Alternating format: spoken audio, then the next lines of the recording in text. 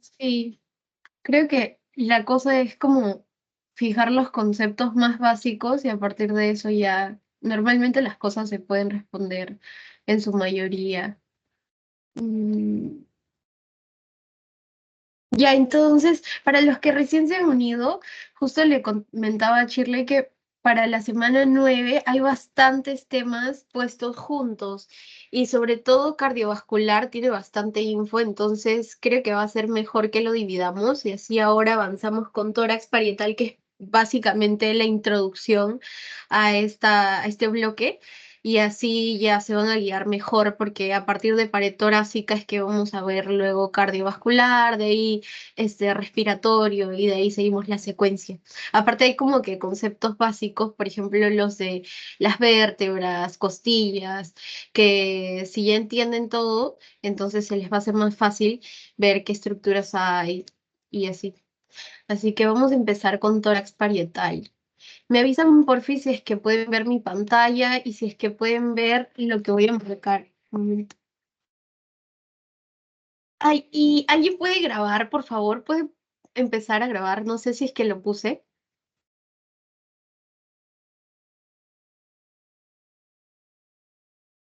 Me confirman si es que se está grabando, porfis, para no dejar de compartir.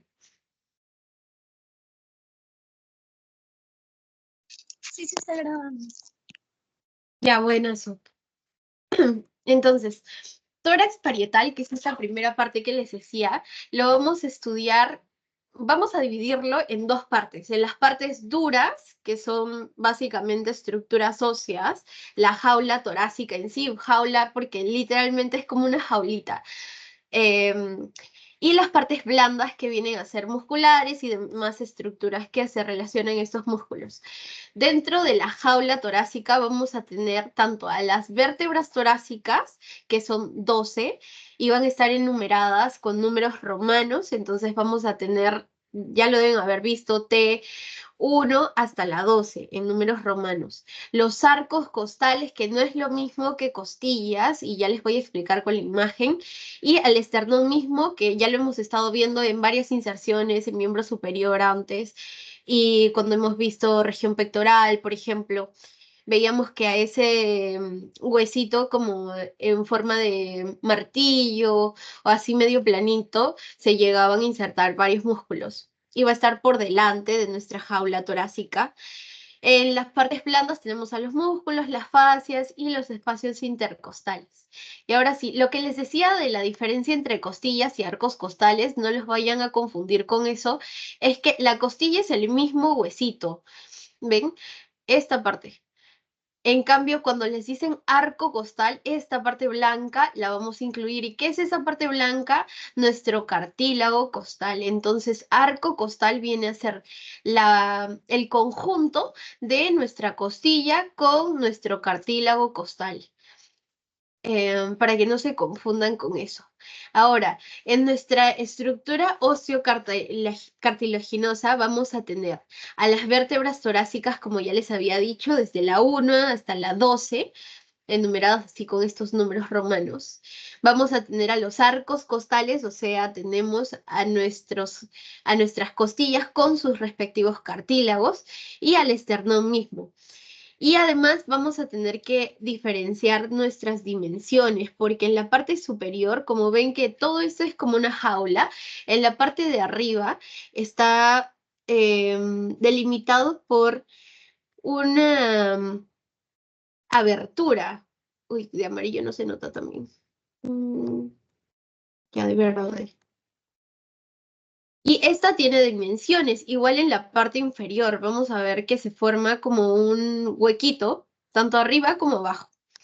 Estos van a tener sus dimensiones y también van a tener dimensiones los lados que están formando nuestra jaula. En la parte anterior, como ya les había dicho, vamos a tener a nuestro esternón, que es todo este hueso, que va a tener partes, va a tener el manubrio, esa cabecita que es más superior, todo el cuerpo que termina en el apéndice sifoides, que es este piquito que tiene en la parte más distal, y desde el manubrio hasta este piquito más inferior vamos a tener una longitud de 15 a 18 centímetros. Esa es llamada la dimensión external o dimensión ventral porque está hacia adelante. En cambio, la que nos da hacia la parrilla costal misma, hacia nuestras costillas, va a ser la costal o lateral y va a medir desde la parte superior hasta la parte inferior aproximadamente 32 a 34 centímetros. Y en la parte de atrás, o sea, la región vertebral o dorsal posterior, va a medir entre 28 y 30 centímetros. Y ahora sí, las dimensiones que les decía ay, perdón, de las cavidades o los huequitos que se forman en la parte superior y en la parte inferior, quiero que recuerden algo importante, que cuando midamos vamos a tener una distancia antero-posterior y una transversal. Y cuando midamos la antero-posterior, o sea, de adelante hacia atrás, de la parte inferior, esta se mide desde nuestro apéndice sifoides, desde este piquito inferior que teníamos en el esternón, no desde la altura de nuestras últimas costillas flotantes, como vamos a ver también en las costillas, sino desde nuestro esternón hacia atrás. Otra cosa importante son las funciones. Yo me acordaba de las funciones principales del tórax como RCP. Y se acuerdan porque el RCP se hace como a esa altura, ¿no? Entonces, RCP, respiración, protección y conducción. Respiración porque ¿qué órganos van a estar adentro de nuestra Pulmones. jaula torácica? Exacto, los pulmones.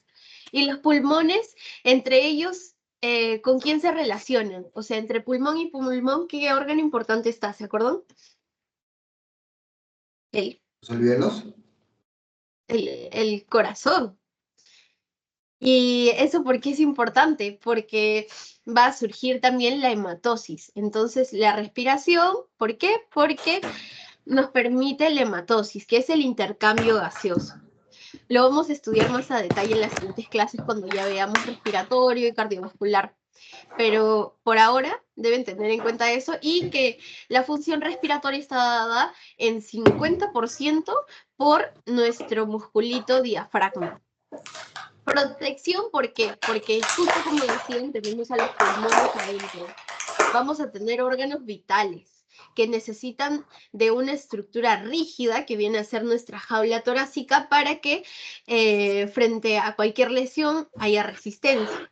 Pero no solo tenemos a nuestros pulmones y a nuestro corazón, sino que también incluso nos podemos dar cuenta que cuando respiramos, como que hay todo movimiento abdominal. Entonces, también vamos a tener parte del hígado, aparte del riñón que está protegido por nuestra jaula torácica. Y por último, la conducción. Conducción en realidad de forma general porque va a ser conducción tanto mediante el tracto digestivo, conducción nerviosa porque vamos a tener nervios súper importantes como el vago, el frénico, respiratoria, como vamos a ver con el tracto respiratorio, el linfático. ¿Se acuerdan de qué se encargaban los linfáticos? De recoger, de drenar todo aquello que no drenaban las venas, ¿verdad? Todo el líquido intersticial. Entonces, básicamente son esas tres funciones. No se olviden, porque creo que les pregunté en su pretest. Ahora, las dimensiones que les mencionaba, esto es si es que vemos desde arriba nuestra jaula torácica. Entonces, ese huequito superior que les decía va a tener su dimensión antero-posterior y una transversal. Siempre acuérdense de que transversal en anatomía es igual a una línea horizontal. Entonces, el diámetro antero-posterior va a ser de 5 a 8 centímetros, mientras que el transverso va a ser de 10 a 12 centímetros, este horizontal. En cambio, en la parte inferior, ya les había dicho, desde su apéndice sifoide se tienen que guiar para trazar una línea hacia atrás y hacia abajo, hacia su torácica 12, para encontrar nuestro diámetro antero-posterior. Y este va a ser de 12 a 15 centímetros, mientras que el transverso en la parte inferior es de 28 a 30 centímetros. Eso simplemente son datitos. Ahora sí, esto es súper importante, las vértebras tipo. Nosotros sabemos que nuestras vértebras van a estar agrupadas por el lugar en donde se ubican, ¿verdad? Aquí en la jaula torácica, obviamente, vamos a estar hablando de nuestras vértebras torácicas. Pero de forma general, así, la mayoría de nuestras vértebras de toda la columna tienen características que coinciden, como su estructura básica. Entonces vamos a ver qué compone a una vértebra en general. Primero esto, ¿qué creen que es? Como que todo esto. Un hueso suele tener más o menos un cuerpo, ¿verdad? Entonces toda esa parte que acabo de señalar de verde viene a ser el cuerpo. La parte, y eso nos va a dar hacia la parte anterior, porque si ustedes se tocan, no sé quién tiene el micro prendido, porfis lo puede apagar para no distorsionar el audio. Sí, gracias. Ya, eso va a dar hacia la parte anterior y nos podemos dar cuenta porque si es que alguna vez se han tocado o han visto, sobre todo en personas que son delgaditas, se nota como que en la parte de atrás, en la espalda, la superficie de lo que viene a ser nuestra columna vertebral, ¿verdad?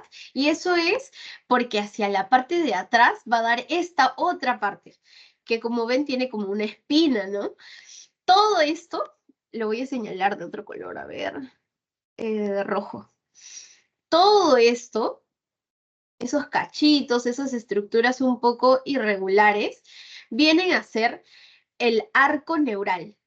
Pero si es que son observadores, entre el cuerpo y el arco neural hay un hueco. ¿Y ese hueco para qué es? Para que pase la médula espinal, porque nuestra columna vertebral no es como súper sólida y no hay nada dentro, sino que su principal función es proteger a nuestra médula espinal, que está pasando por dónde? Por, a ver, lo voy a marcar de morado, por nuestro agujero vertebral, que viene a ser todo ese huequito que está entre el cuerpo y el arco neural. Entonces, las tres principales partes que tiene cualquier vértebra vienen a ser cuerpo, el agujero vertebral y el arco neural.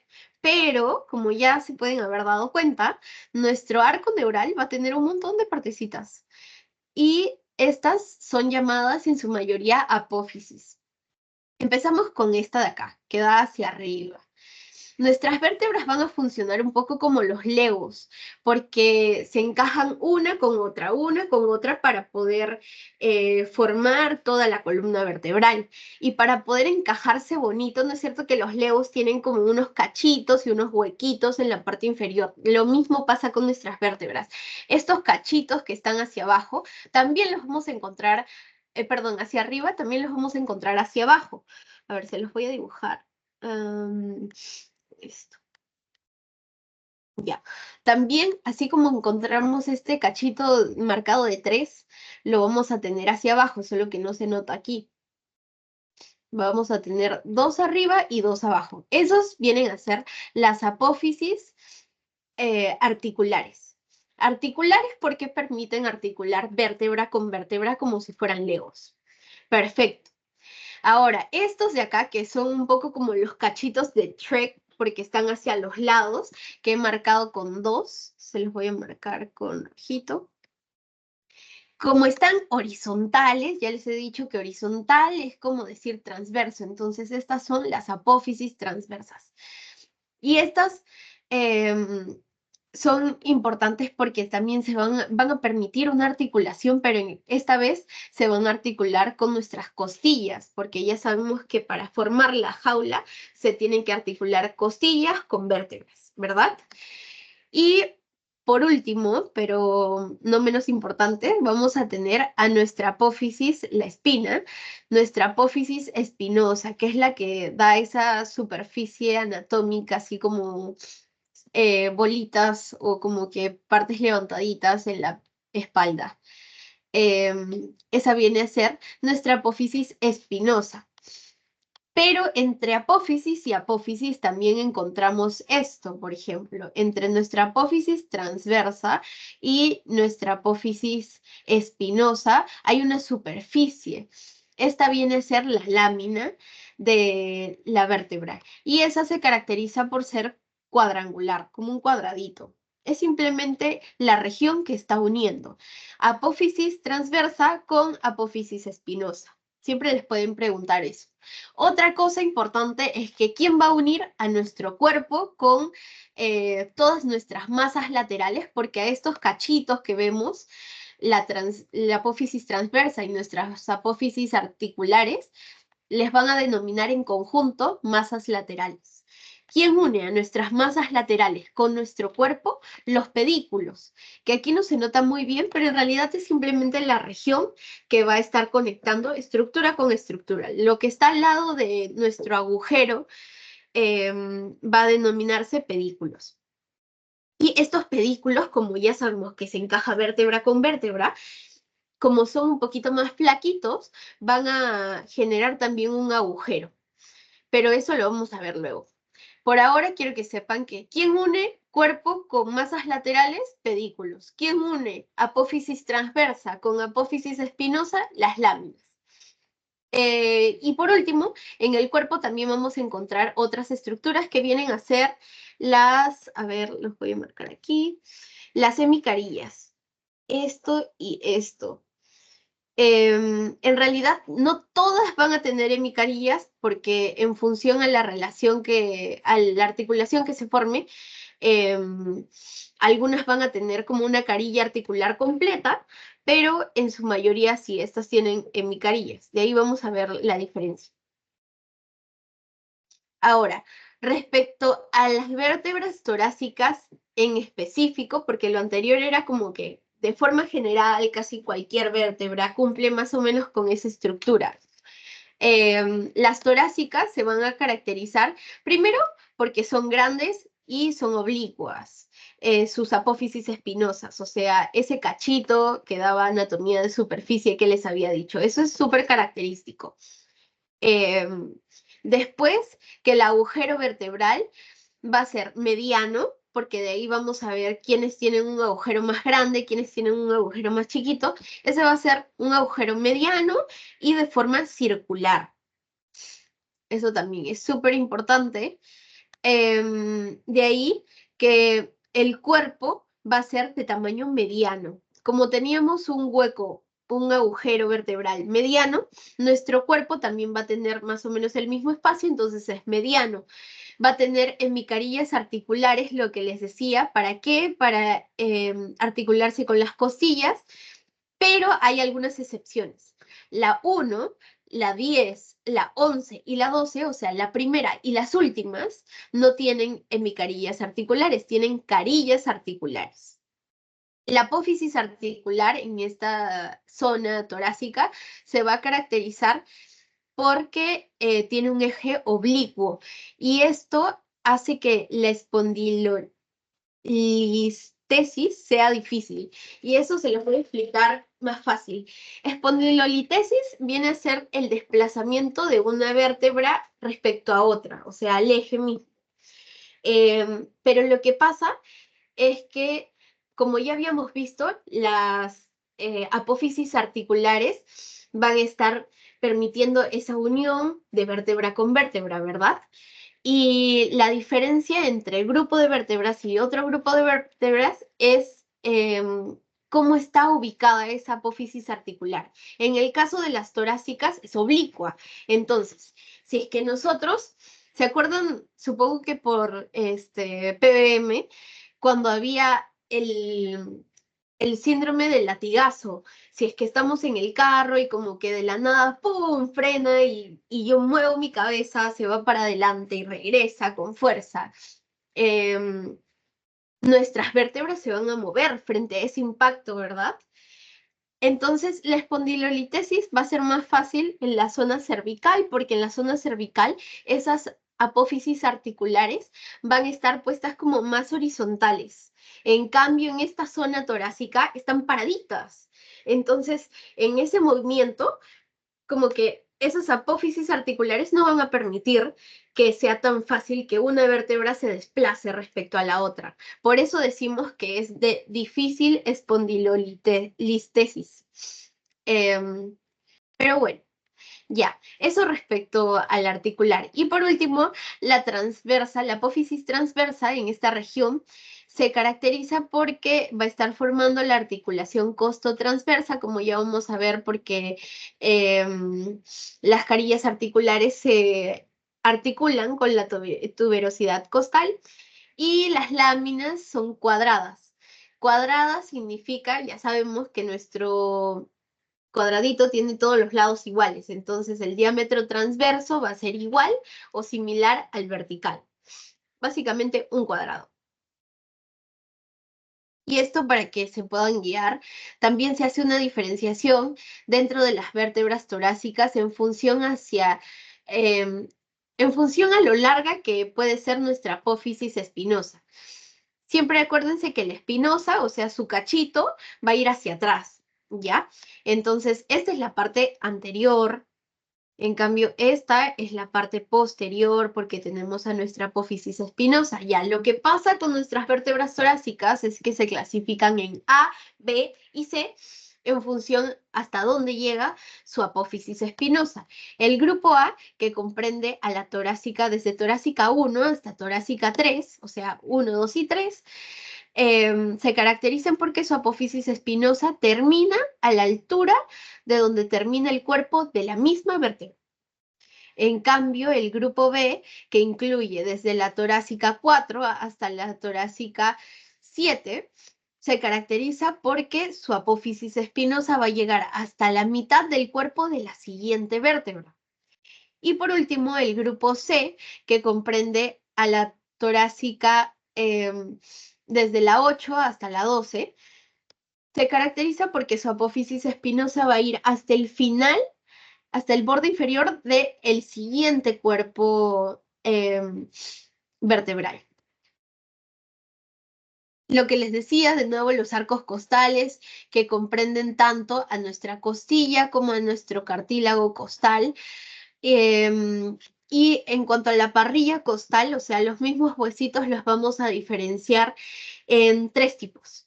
Las verdaderas, que vienen a ser desde la primera costilla hasta la sexta costilla, o sea, desde esta de acá, ay, mejor resaltador. Ya. Desde esta primera de acá hasta la, perdón, hasta la séptima, creo que les había dicho sexta, hasta la séptima. ¿Por qué? Porque si se dan cuenta, estas costillas van a ser las que tienen su cartílago costal que se conecta directamente con nuestro esternón.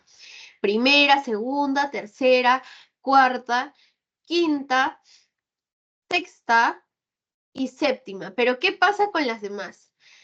De la octava a la décima son unas coladas. Imagínense que todos estos fueron invitados a una fiesta, hasta la séptima fueron todo bien, pero la séptima quiso colar a 3 amigas, a la 8, a la 9 y a la 10.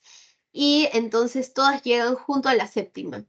¿Por qué? Porque estos van a tener sus arcos, sus cartílagos costales que se van a unir al séptimo cartílago costal para poder llegar al esternón.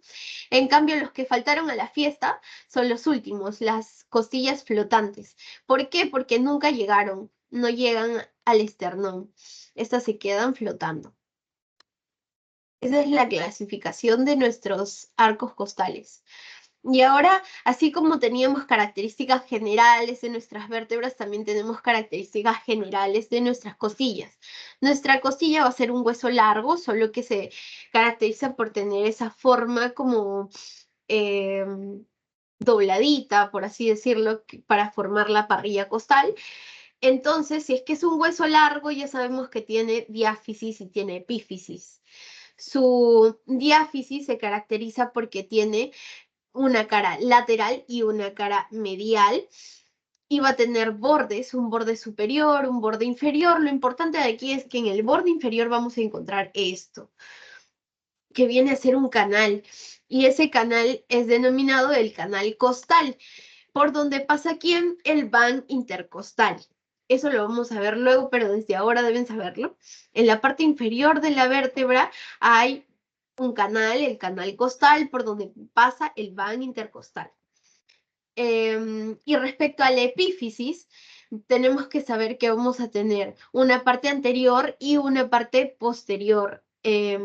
La parte posterior es la que se relaciona con nuestra vértebra, en cambio la parte anterior es también denominada condral, porque va a estar relacionado con el cartílago. En la parte posterior está la cabeza, y la cabeza, que viene a ser en realidad todo esto, tiene carillas. Tiene una carilla superior, una cresta que viene a ser como un piquito, un cachito, y una carilla inferior, que vamos a ver que nos van a servir para la articulación. Y si hay cabeza, casi siempre hay cuello. Entonces también tiene cuello nuestra costilla y va a tener una tuberosidad costal. Más allá del cuello encontramos esta. ¿Para qué? Para la articulación también con nuestra costilla. Y así es que se va a unir. Ya habíamos visto que se une como doblemente, ¿verdad? Vamos a tener dos principales articulaciones, la articulación costovertebral, como lo dice su nombre, costilla y vértebra, y la articulación costotransversa, como lo dice su nombre, costilla, pero esta vez con la apófisis transversa, como podemos ver aquí. Esta vendría a ser nuestra apófisis espinosa, para que se guíen. Esta es la parte de atrás, la parte de adelante, donde está el cuerpo, y hacia los lados encontrábamos nuestra apófisis transversa. Estos cachitos que están hacia arriba son las apófisis articulares, que también están por debajo, solo que no las estamos viendo. Y lo que pasa aquí en la articulación costovertebral viene a ser que la hemicarilla articular de nuestro cuerpo vertebral, que les había dicho, se va a articular ¿con quién? Con la carilla articular de la cabeza de nuestra costilla. En cambio, en la articulación costotransversa se articulan la carilla articular que se encuentra en la apófisis transversa, ¿junto a quién? Junto a la tuberosidad costal, que vimos que estaba por debajo de, o más allá del cuello de la costilla. Y bueno, esto ya les había dicho que nuestro esternón tiene un manubrio, que es como la cabecita, el cuerpo mismo del esternón, y por último, el proceso sifoides o el apéndice sifoides, son sinónimos.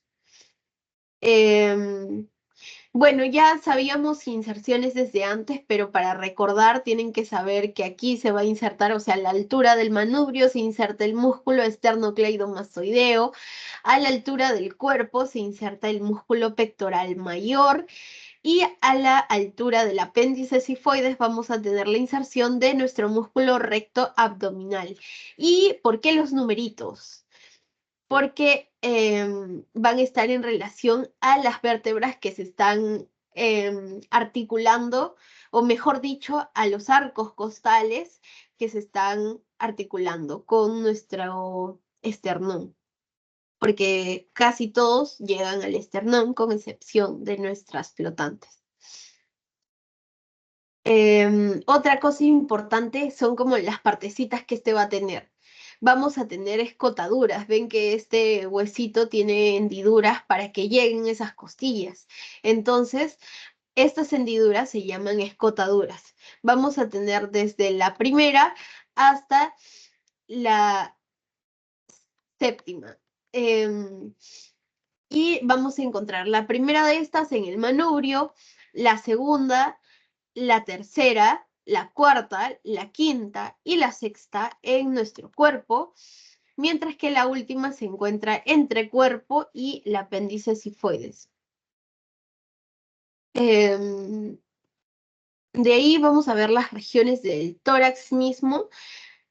El tórax lo vamos a dividir en tres regiones, subregiones, en la región ventrolateral, en la región dorsolateral y la región diafragmática o inferior. Y vamos a tener estas divisiones. En la división ventral encontramos a nuestro músculo pectoral mayor, a nuestro pectoral menor y al músculo subclavio, todos pegaditos. En la parte lateral vamos a tener a nuestro serrato mayor o gran serrato o serrato anterior. Y en la parte más distal vamos a encontrar a nuestro recto abdominal y a nuestro oblicuo mayor del abdomen. Ahora, solo como para recordar, porque estos músculos ya los hemos visto, el pectoral mayor donde se va a insertar, la parte más proximal lo encontramos en los 2/3 del borde medial de la clavícula, ya sabemos en esta zona, en la cara anterior del esternón, tanto en el manubrio como en el cuerpo, y en la cara anterior de los 6 primeros arcos costales que van a estar aquí, nuestros arcos costales, y la inserción lateral viene a ser el labio lateral de la corredera bicipital. De ahí vamos a tener a nuestro pectoral menor, perdón.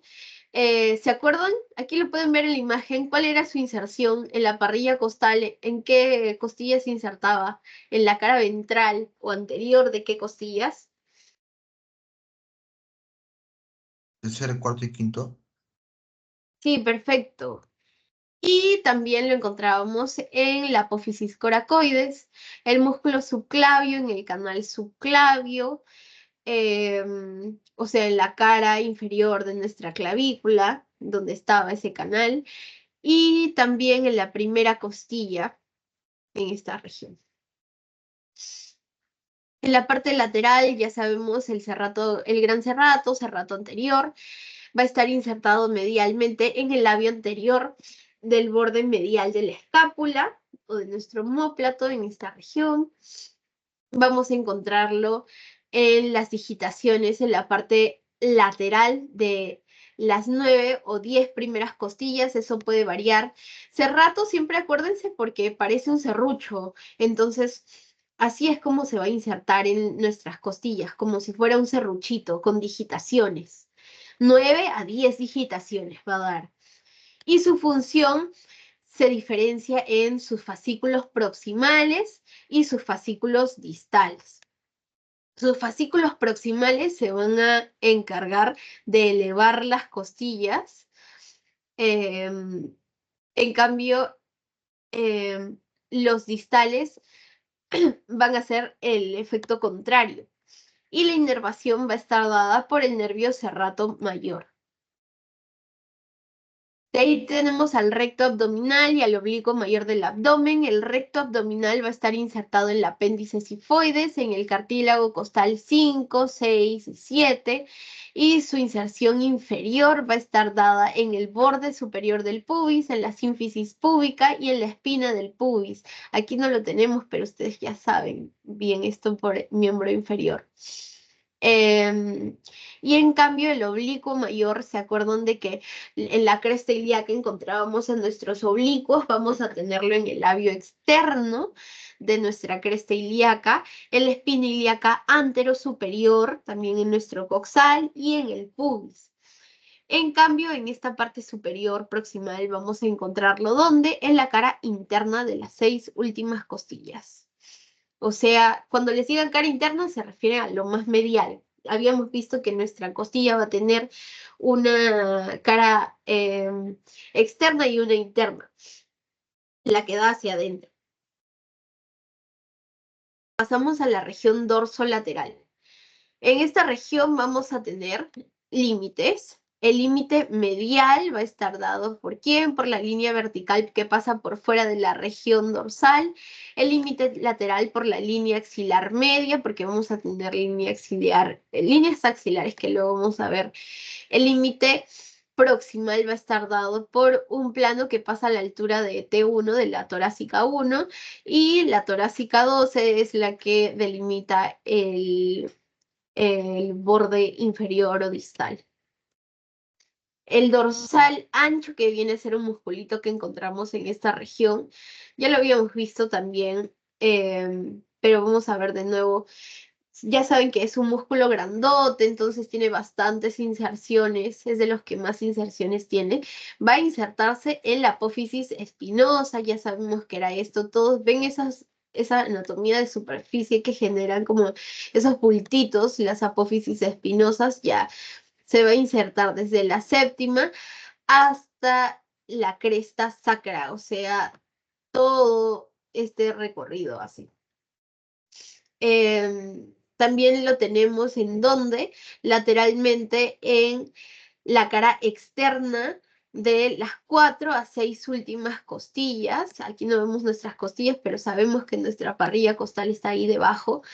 Al labio lateral de la cresta ilíaca, la fascia lumbosacra, también en el fondo de la corredera bicipital, en nuestro húmero, ¿se acuerdan? De la mnemotecnia que les había dado pedorre, entonces dorsal ancho. Y su función, ¿cuál era? De ser un músculo inspirador y expirador accesorio, además de que aduce y extiende, además de que rota medialmente el húmero. Pero respecto a la misma jaula torácica, es un inspirador y expirador accesorio. Y su inervación está dada por el nervio toracodorsal correspondiente a C6, desde C6 hasta C8, y de T6 a la sacra 4 por los ramos dorsales. Ahora, esto para que entiendan más o menos cómo está estructurado la relación con nuestra costilla, vamos a tener planos. Primero tenemos a nuestro músculo intercostal externo, siempre esto es lo más externo y esto lo más interno, ¿ya? Vamos de afuera para adentro. Hacia afuera tenemos a nuestro musculito intercostal externo. Es uno delgadito, seguido por ¿quién? El músculo se relaciona con la fascia, entonces tiene su fascia intercostal, que viene a ser esta. De ahí ya tenemos a nuestro mismo huesito, y tenemos al espacio intermuscular con el van intercostal, que les había dicho que pasa por el canal intercostal, que se encuentra en el borde inferior de nuestra costilla. Luego tenemos a nuestro músculo intercostal interno, o sea, después de nuestro huesito, después de ese espacio intermuscular, vamos a tener al siguiente músculo intercostal interno. De ahí tenemos también su fascia, en este caso es la fascia endotorácica, y seguida por los músculos supracostales y los músculos infracostales, que son menos desarrollados, son rudimentarios. Ahora, vamos a tener... Ay, me dan un segundito, por favor. Estoy agripada y tengo que ir por papel, pero no me demoro nada. Denme un minuto.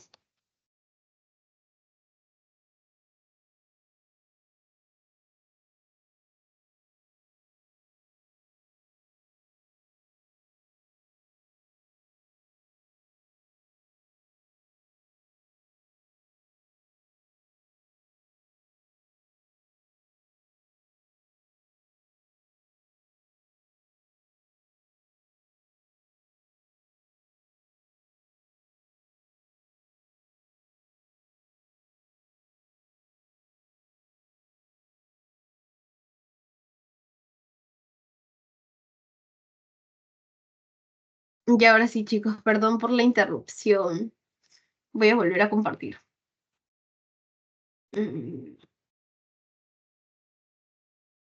¿Hasta aquí todo bien? ¿Tienen alguna pregunta? Cuéntenme hasta ahora, porfis. O si no, me reaccionan y así continúo.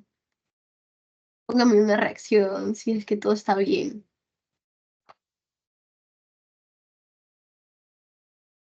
Ya, genial, gracias. Entonces seguimos. Igual si es que tienen cualquier duda, ya no falta tanto de esta parte, me interrumpen normal. Sí estoy compartiendo, ¿verdad? Pantalla.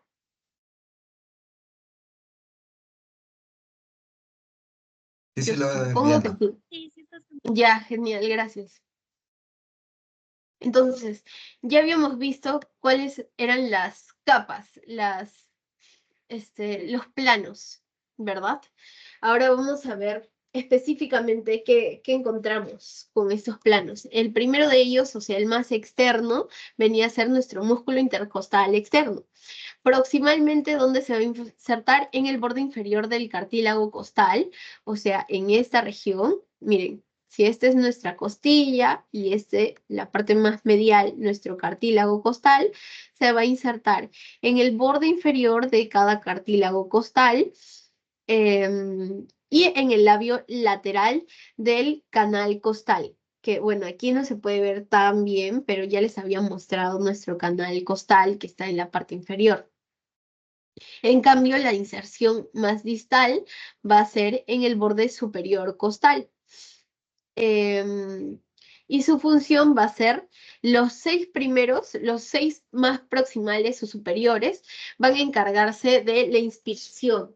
Entonces son inspiradores accesorios, mientras que los 6 restantes, los distales, se van a encargar de ser músculos expiradores accesorios. Hacia arriba, respiro, inspiradores, y hacia abajo, expiradores. Y la inervación de tanto los de arriba como los de abajo va a estar dada por el nervio intercostal correspondiente a cada espacio intercostal, porque estos musculitos están entre costilla y costilla. Entonces, por cada espacio intercostal vamos a tener un van intercostal con un nervio intercostal que se encarga de inervar a esos musculitos. En cambio, la diferencia con el músculo intercostal interno va a ser que su inserción proximal está dada en el labio medial del canal costal y su inserción distal en el borde superior costal.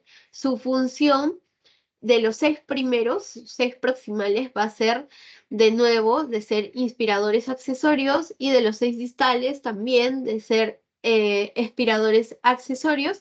Pero miren, les he puesto estas flechitas porque es la forma en la que se disponen estos músculos, o sea, sus fibras van a ir en direcciones opuestas. Y eso tal vez sea un toque difícil de verlo si es que en el cuerpo, en el anfiteatro, como que ya han sido diseccionados sin cuidado los musculitos más externos, pero en las imágenes lo pueden notar, que están como en direcciones opuestas, ¿verdad? Las fibras musculares. Ahora pasamos a los vasos y a los nervios intercostales. Esto es importante porque también los vamos a ver en temas posteriores. Repasando un poquito, del callado aórtico salía nuestra arteria subclavia, ¿verdad? Nuestra arteria subclavia en realidad va a tener varias ramas colaterales, pero una de las principales viene a ser un tronco. Este tronco costocervical. Ay, no estoy marcando. A ver. Ya, este tronco costocervical. ¿Por qué es importante? Porque de este tronco costocervical va a salir la arteria intercostal posterior-superior. Y de esta arteria intercostal posterior-superior salen 3 arterias. En realidad son la misma cosa, solo que para cada uno de los espacios. Y son las únicas 3 que van a salir de esta arteria, como del tronco costocervical, porque de ahí todas las intercostales posteriores van a salir de la misma arteria torácica. O sea, nuestra aorta se denomina en esta región arteria torácica. Después se va a llamar arteria abdominal, es como la continuación en realidad, ¿ya? Entonces, de esta misma arteria torácica, ¿quiénes salen? La intercostal posterior para el cuarto espacio, para el quinto espacio, para el sexto espacio y así hasta el 12º espacio, es el 12º espacio. Esto les puse como dato. La arteria aorta descendente es como decir tanto arteria torácica como arteria abdominal. O sea, ambas están yendo desde el callado aórtico que desciende todo hacia abajo, ¿verdad? Entonces, tanto arteria torácica como arteria abdominal, que son la continuación de la aorta, viene a ser la aorta descendente. De aquí, yo quiero que se acuerden que las 3 intercostales posteriores primeras, o sea, la del primer espacio, segundo espacio y tercer espacio, nacen ¿de quién? De nuestra intercostal posterior superior, que salía del tronco costocervical, que sale de la subclavia, y la subclavia sale del callado aórtico. En cambio, todas las demás, de la cuarta a la número 12, salen ¿de dónde? De la misma arteria aorta descendente. Eso respecto a las, o sea, esto era respecto a la parte posterior, pero vamos a tener arterias que están en la parte anterior y en la parte lateral. Ya. Las siguientes intercostales vienen a ser las anteriores. De nuestro callado aórtico ya sabemos de nuevo nuestra subclavia, aquí teníamos nuestro tronco, del que estaban saliendo las tres primeras a partir de ese intercostal posterior, de nuestro intercostal posterior salían las tres, ya. Pero de esta subclavia también sale otra rama, que es torácica medial. Y esta torácica medial nos va a dar origen a las intercostales anteriores del primer espacio hasta el sexto espacio. Eso es lo que debemos recordar respecto a las anteriores. Ahora pasamos a las laterales. La subclavia también va a dar origen al axilar. Mejor dicho, la continuación de la subclavia, la terminal, va a ser la axilar. No es una colateral, sino que la continuación. Y la axilar nos va a dar origen a la torácica acromial o tóraco-acromial, que ya lo habíamos visto antes, esta arteria.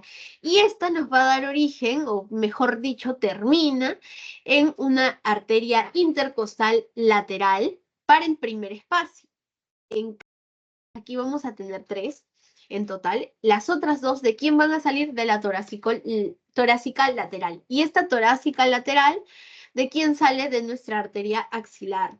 Es una colateral del axilar que va a dar origen a la arteria intercostal lateral para el segundo y para el tercer espacio. En resumen, en las arterias intercostales posteriores encontrábamos 12 que tenían dos orígenes, de la misma abdominal, de la misma aorta descendente, ya sea torácica o abdominal, y del tronco costocervical, mientras que las anteriores eran en total 6 y van a estar originadas de la arteria torácica medial, y las arterias intercostales laterales se originan a partir de ramas colaterales del axilar. Y son 3 en total. Ahora, las venas, ya que vimos las arterias, se parece un poquito, en realidad. Pero lo que vamos a ver aquí es que primero recordemos que las venas son al revés, ¿verdad? Están drenando. O sea, si las arterias las arterias van del corazón hacia el resto del cuerpo, y en cambio las venas van del resto del cuerpo hacia el corazón. Ya. Entonces, recordando esto, ¿quiénes van a encargarse de drenar? Vamos a tener una grandota, a ver, la voy a marcar con azulito, que viene a ser esta, la vena ácidos mayor. Esta vena ácidos mayor, que es larga, va a doblarse proximalmente, formando el callado de la vena ácidos mayor. Y este callado drena ¿en quién?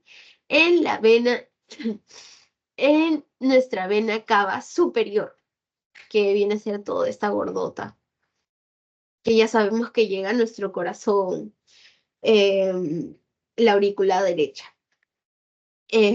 Pero esta ácidos mayor no se formó solita, sino que también vamos a tener a nuestra vena hemiácido superior y a nuestra vena hemiácido inferior, que juntas, bueno, no juntas, sino que ambas van a drenar todo su contenido en esta vena ácidos mayor para que ésta ya lleve todo el drenaje de esas venas y de los troncos.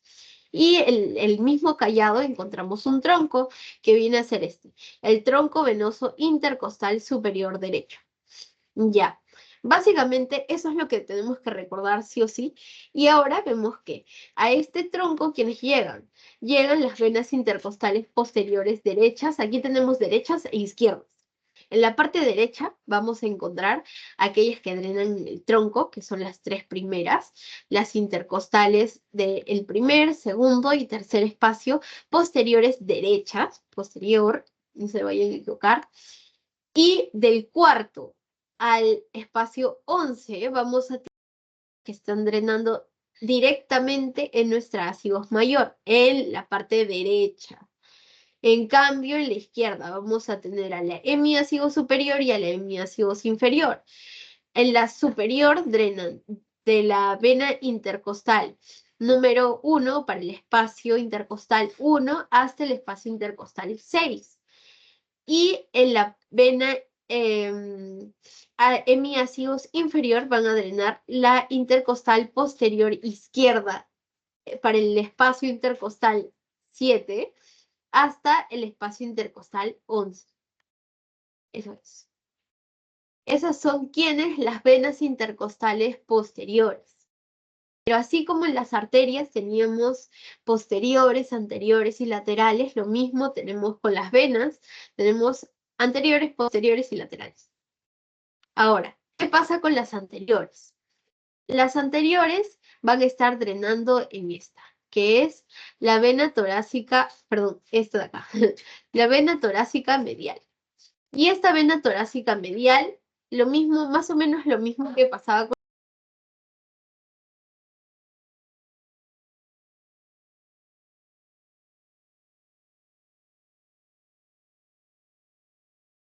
las venas intercostales anteriores para el primer hasta el sexto espacio intercostal. En cambio, en la zona lateral vamos a tener a nuestras venas intercostales laterales. De nuevo, son 3 en la misma cantidad que en las arterias. Y más o menos pasa lo mismo. La primera drena en quién? En la torácica acromial o toracoacromial, que va a estar drenando en la vena axilar. Y las otras dos, en este caso, las intercostales laterales para el segundo y tercer espacio, en la torácica lateral. Y la torácica lateral también drena en nuestra axilar, y nuestra axilar drena en la subclavia. Ahora vamos a ver nervios. Vamos a tener nervios intercostales intrínsecos y extrínsecos. Los intrínsecos están relacionados con la región torácica desde el primero hasta el sexto, hasta la sexta costilla, hasta el sexto arco costal. En cambio, los nervios intercostales extrínsecos van a estar relacionados al séptimo a el doceavo. Entonces, estos inferiores se van a encontrar también en relación con el abdomen. Y es por eso que se denominan tóraco-abdominales en esta región. Además, ¿por dónde van a salir? Eso es importante, por los agujeros de conjunción, que les había dicho que se formaban cuando vértebra y vértebra se unían, entonces se forma este huequito. O mejor dicho, como un agujero, por donde pasan siempre y en este caso van a pasar los nervios intercostales, van a salir hacia los lados. De ahí también vamos a tener otra cosa importante que es que estos nervios que están saliendo hacia los lados van a dar origen ¿a quiénes? A los nervios perforantes y vamos a tener perforantes anteriores, laterales y posteriores. Otra cosa importante viene a ser el diafragma. Ya les había dicho que el diafragma es fundamental para la función respiratoria porque cumple el 50% de esta función. O sea, gracias a su movimiento, su contracción y su relajación, es que depende la respiración misma. Y este va a tener partes, va a tener foliolos. En realidad todo esto es el diafragma. O sea, estamos viéndolo así, desde una visión transversal del tronco. Entonces vamos a reconocer que tiene foliolos, partes bien delimitadas. El primero de estos es el foliolo anterior. Este de acá viene a ser el foliolo derecho y este el foliolo izquierdo. Va a tener también una porción muscular con fascículos externales que van a llegar hacia dónde? Hacia el apéndice sifoides. en la parte de nuestro esternón, o sea, esta región. Bueno, no se nota tan bien ahí, pero sí sabemos dónde se encuentra. Vamos a tener fascículos costales. ¿Por qué? Porque van a llegar a nivel de los 6 últimos cartílagos y las costillas. Y vamos a tener fascículos lumbares, que están dados hacia atrás.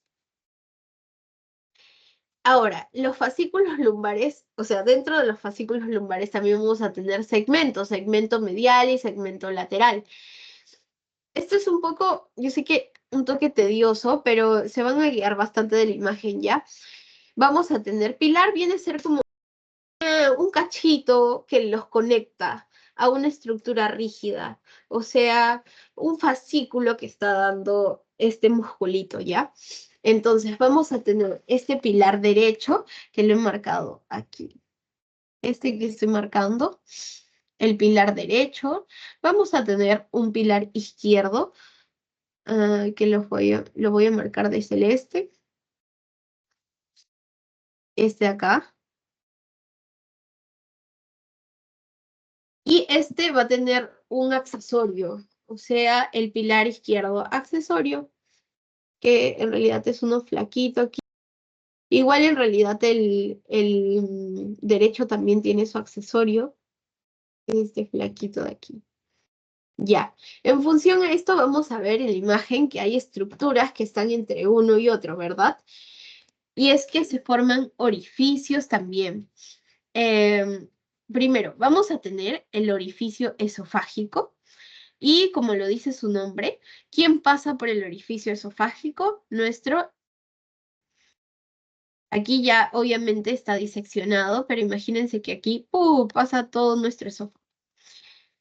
También vamos a tener un orificio para la aorta, o sea, un orificio aórtico, en donde encontramos a nuestra arteria aorta y va a estar pasando el diafragma a la altura de la T12, de la torácica número 12, en la parte más distal. Y además esos pilares van a tener una inserción específica. El pilar derecho, donde se va a insertar en L1, L2 y L3. En cambio, el accesorio se va a encontrar de forma más lateral. Y en cambio, el pilar izquierdo se va a insertar en L1 y en L2. Ya, entonces, así como de forma más facilita, los pilares son como las extensiones, las prolongaciones que bota el músculo. El derecho se inserta en L1, L2 y L3. En cambio, el izquierdo solamente en L1 y en L2. Ambos tienen sus accesorios, que son más laterales para cada uno de los lados. Vamos a tener dos orificios principales, el esofágico y el aórtico. Lo importante de la aorta es que va a atravesar ese pilar, ese orificio, perdón, a la altura de T2. También vamos a tener segmentos laterales, que vienen a ser esta parte más hacia afuera, y es que tenemos arcos. Arco del psoas, nosotros ya conocemos a nuestro músculo psoas, lo hemos repetido bastante en miembro inferior, y como sabíamos era largo, entonces va a estar pasando por aquí, por el ligamento arqueado medial, porque está más hacia el medio. En cambio, más hacia afuera, más lateral, encontramos al ligamento arqueado lateral de ambos lados, ¿ya? O sea, aquí también, solo que aquí ya sacaron el músculo. Psoas, que vendría a estar aquí también. Y por acá tenemos a nuestro cuadrado lumbar, que también vendría a estar aquí. Y respecto a los orificios diafragmáticos, también tienen que saber que, ok, teníamos nuestro orificio aórtico y nuestro orificio esofágico, esos son los que les había mostrado en la diapo anterior, pero si bien está la aorta y está el esófago, no pasan solitos. En el orificio esofágico, ¿a quién vamos a encontrar? Primero, ¿dónde está el orificio esofágico? Ese es. El esófago va a pasar ¿con quién? Con nuestro nervio vago derecho y nuestro nervio vago izquierdo. El esófago pasa con los vagos, pero el derecho se va a encontrar posterior al esófago por detrás, y el izquierdo se va a encontrar por delante del esófago. En cambio, en el orificio aórtico, donde lo encontramos más en esta parte, vamos a encontrar claramente a nuestra aorta, vamos a encontrar al conducto torácico, a las venas ácigos que acabamos de ver en unas diapos anteriores, a la vena ácigos mayor y a la vena ácigos menor. O sea, del lado izquierdo ya sabíamos la formación que hay, como que en la parte derecha teníamos a la ácigos mayor así completita y a las drenantes de la ácigos mayor. Y por último, se me estaba pasando, tenemos a otro orificio importante que viene a ser este de acá, que está más anterior, y es el orificio de la vena cava inferior, por donde encontramos a la vena cava inferior. También vamos a tener a nuestro orificio para la arteria epigástrica superior, o también llamada arteria de Larry, a los orificios pamediales para las venas cava, para la vena cava, para la vena ácigos y para la vena renoácigos, que en realidad la renoácigos viene a ser como las drenantes de la ácigos mayor también, que van a estar confluyendo. Y por último tenemos a nuestro orificio para los nervios esplácnicos o la cadena simpática. Y esto, ¿por qué es importante? Porque se van a encontrar entre el arco del psoas que habíamos visto, o sea, ven estos nerviositos. Estos son a los que me refiero. Entre el arco del psoas, que era el medial, y cada pilar derecho, o sea, ¿se acuerdan que estas prolongaciones eran pilares? Ya. Entre este pilar y el arco para el psoas encontramos a esta cadena de nervios esplácnicos de la cadena simpática. También nuestro diafragma en su cara torácica va a tener una porción medial y porciones laterales. En la porción medial, que es la mediastínica, porque como vamos a ver, el mediastino está en el medio, literalmente. Por detrás va a tener a quienes, al esófago, a la arteria aorta torácica, ya los habíamos visto cuando vimos los orificios. Este viene a ser nuestro esófago, nuestra arteria aorta, que siempre va a estar por atrás de nuestro esófago, a las venas ácigos que habíamos visto que pasan también por los orificios, a la cadena simpática de esos nervios esplácnicos. En cambio, las porciones laterales se van a relacionar con quiénes, con los pulmones y con la pleura que está envolviendo a los pulmones. Ahora, la cara abdominal, como su nombre lo dice, es la que se relaciona con el abdomen. Va a tener una vertiente horizontal y una vertiente vertical. La vertiente horizontal va a estar relacionada con quiénes, con el hígado derecho, en la parte más derecha del hígado, en el hígado izquierdo, el esófago, o sea, de forma general, el hígado, el esófago, el vaso y el colon. Específicamente el colon, o sea, sabemos que la trayectoria de nuestro intestino es como si fuera un laberinto, algo así, que va en una secuencia. El ángulo esplécnico del colon es el que da hacia el vaso. Siempre esplécnico es como sinónimo de vaso, por así decirlo, de nuestro órgano vaso. Entonces, el que se relaciona con el vaso, esa parte del colon es la que va a estar dando hacia la vertiente horizontal. En cambio, en la vertiente vertical, vamos a encontrar la relación con los pilares de nuestro músculo diafragma mismo. ¿Y quién encontrábamos con relación a los pilares? El plexo celíaco. Y también en la parte más distal, el riñón. Ahora, ¿qué arterias encontramos en esta región? Que van a estar irrigando nuestro músculo diafragma, que es súper importante. Vamos a tener diafragmáticas inferiores, superiores y las mismas intercostales que habíamos visto antes. Y vamos a tener al nervio frénico, en su raíz de C4. Y esto también, pero, o sea, para su formación también participa C3 y C5. Entonces, recordamos, es C3, C4, C5 para el nervio frénico y los nervios intercostales mismos. Eso viene a ser todo respecto a tórax parietal. Creo que podríamos dejarlo aquí. Mientras tanto, no sé si es que ya les compartieron sus diapos de la clase porque quiero ver qué tanta info les están poniendo de cada tema, porque como van a avanzar hasta cardiovascular, pero les iba... Sí, Alonso, dime. A mí me conjunto todavía no lo han pasado, pero podría hablar con el delegado para que nos pudiera pasar eso.